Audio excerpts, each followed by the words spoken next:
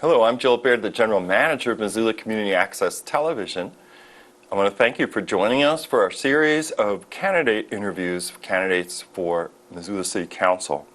In the studio with me now, Julie Armstrong. She's a candidate for Ward 5. Thanks for coming, Julie. Thanks for inviting me. Yeah, you know it. So as you know, I give everyone the same 5 questions, and my motivation really was just to give you a platform, to be able to talk about your campaign.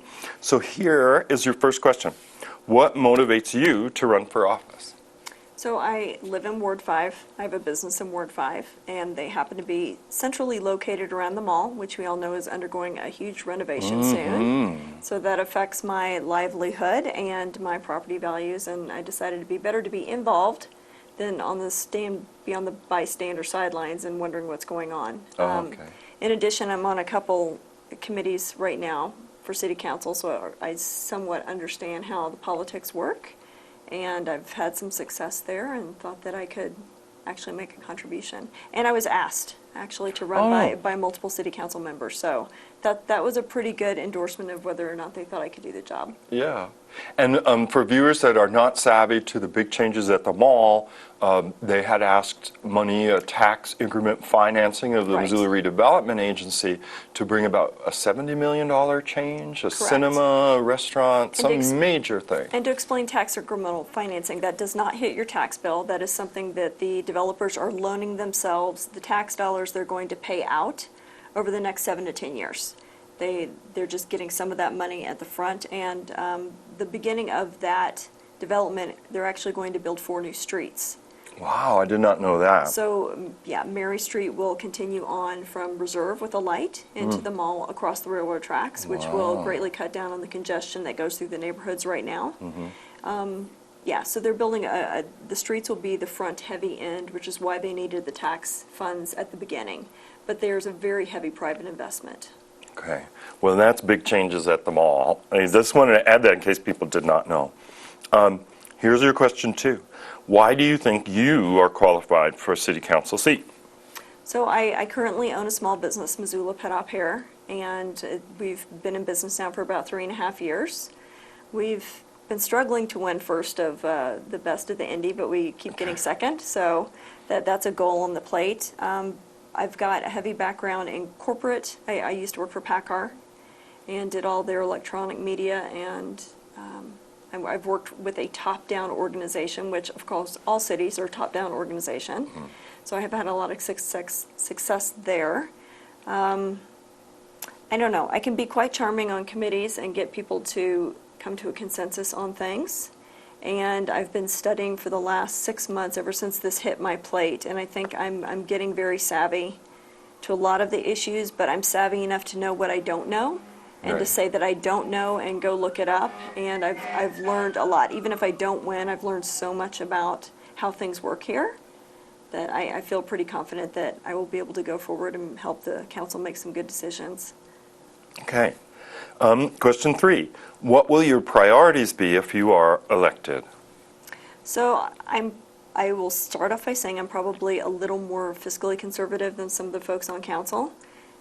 Socially, very progressive. I could care less what people do in their private lives. Doesn't bother me a bit.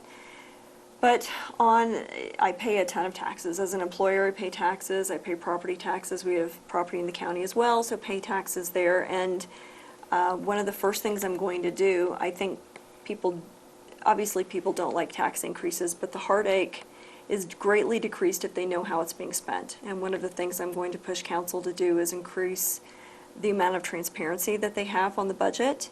Everywhere I've lived before, you get a little quarterly budget report in your sewer bill or something. It tells you how the taxes were spent the previous quarter. And I think that's very important. And that's something that I've talked to them about, and they think that they can do. And get that out to folks. I think that would help a lot. They would understand how their dollars are being spent. Might not like it still, but at least they would understand.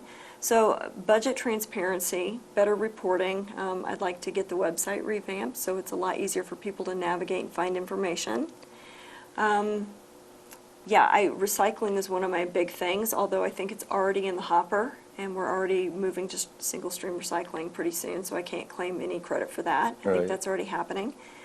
And managed growth. The city is going to grow, and that's okay. We just need to kind of have a handle on it and not let it sprawl. So I'd say managed growth and bringing jobs in. I think we can do a much better job of bringing employers and business and manufacturing in here than we've done in the past.